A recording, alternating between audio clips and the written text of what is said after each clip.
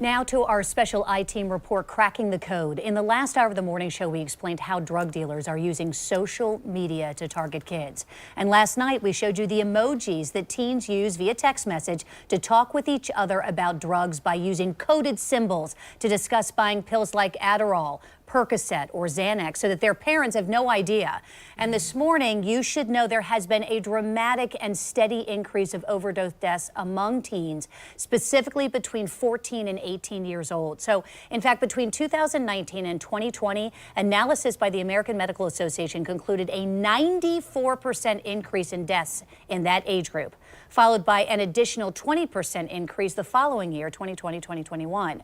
It's a lot to absorb, but such important information so that we can, as parents, can arm ourselves with information. Susan Pitman is the founder of Drug Free Duval and is joining us this morning so we can kind of dig into this conversation. Susan, good morning. Thanks for being here. I appreciate it. So I think that what's important to point out, and for those who missed my story last night, you know, I talked to a local DEA agent, and his big message is that, you know, when it comes to our kids, it's really pills. Yes. And it's pills laced with fentanyl, which is what we're seeing with these statistics. Yes. You know, because they're taking something that they have no idea could ultimately kill them. And the reality is that we don't realize it perhaps as parents, but as the DEA agent pointed out, he's like, kids are they've got this, you know, this false sense of security when it comes to pills. They've been taking Advil or Tylenol or mom or dad has told them even when they were really young, here, this is going to help you when you have strep throat, this pill.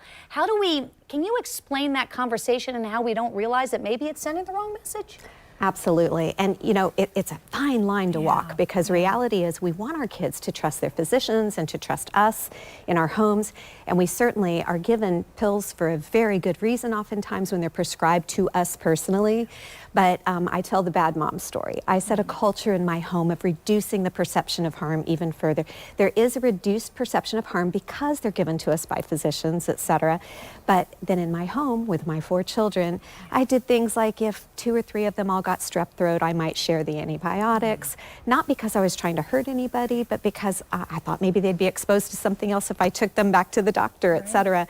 And I just reduced further that culture of harm. I created an idea that drug sharing from somebody that you trust and care about is okay. Well, let's translate that then into behavior in either high school or college, especially with the one pill can kill issue that's going on. So if I'm a student athlete and I've had a bad headache and I've already taken a Tylenol or whatever, and my friend goes, well, I have a Percocet, and they hand me this Percocet, again, that perception of harm isn't there, so I take it. And if that person didn't get it from the physician, which they still shouldn't share it, they should never share it, but maybe they bought it on Snapchat, maybe they bought it on TikTok, and it might be laced with fentanyl, and it can absolutely kill a kid. And we see this time and time again, that shocking statistic that you shared. We never deal with 94% increases. And there's the thought also, because, you know, many teens are prescribed Adderall or Xanax as an example. Oh, yeah. And the thought, well, this is not heroin, this isn't cocaine, it's okay if I take this. Right. Even if a friend gave it to me, and that just couldn't be further from the truth. Absolutely. We have a real culture in college campuses and high schools. You know, people feel like, well, you've got a competitive edge because you're taking, you know, prescribed Ritalin or Adderall, etc. So I'll just get it off the internet, or my friend will give it to me.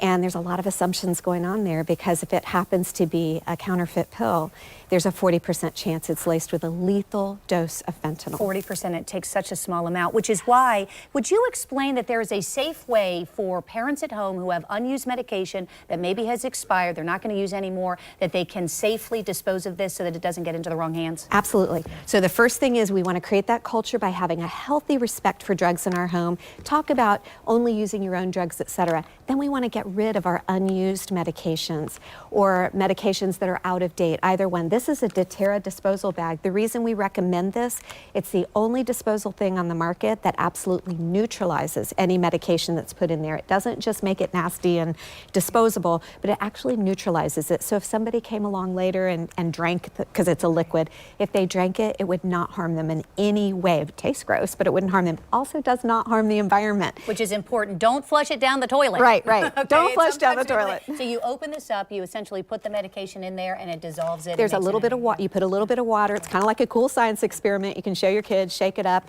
zip it back up, and you can throw it in the trash. This is biodegradable. Also, it's made out of sugar cane. So this is an excellent product. We have many of these these. They're available if you come take a training from us. So give that to and you I want free. to talk to you also about the training because, as you know, because you are close with Rebecca Scheller, I interviewed her.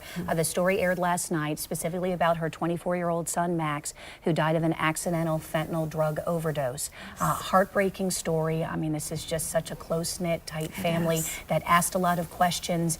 You know, they were very well. Did everything right. Yeah, did everything right. Yes. Right? And so now her message, of course, is there's a war on our children that involves children being targeted on social media. Absolutely. We've got to pay attention. But she told me very heartfelt, she said, you know, if I had been there when my son collapsed, I could have saved him, because she carries Narcan with her, and she feels very strongly about teens and parents carrying Narcan. You offer Narcan training, and explain what Narcan is in the training, if you will. Okay, Narcan is a very simple, made as simple as possible for us, for lay people to be able to use to reverse an opioid overdose.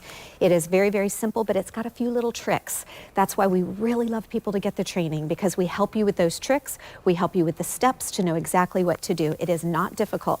You can go to bit.ly/get Narcan, sign up for free training with us. We will do it online. We'll also come if you have a place of business, if you have a family group, an HOA, you know, we'll come. And then anyone who takes the course from us, we give the free Narcan kit, which has 2 doses in it.